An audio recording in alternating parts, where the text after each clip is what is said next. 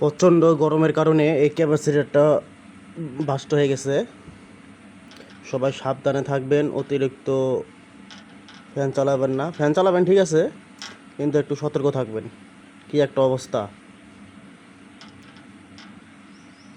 কালকে রাত্রে এটা বাস্ট হয়ে গেছে।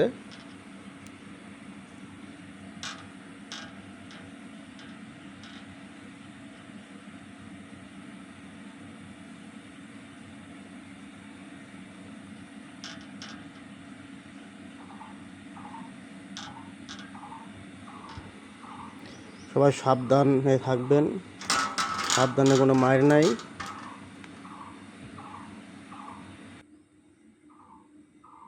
এটা হলো এই যে ঘরের অবস্থা।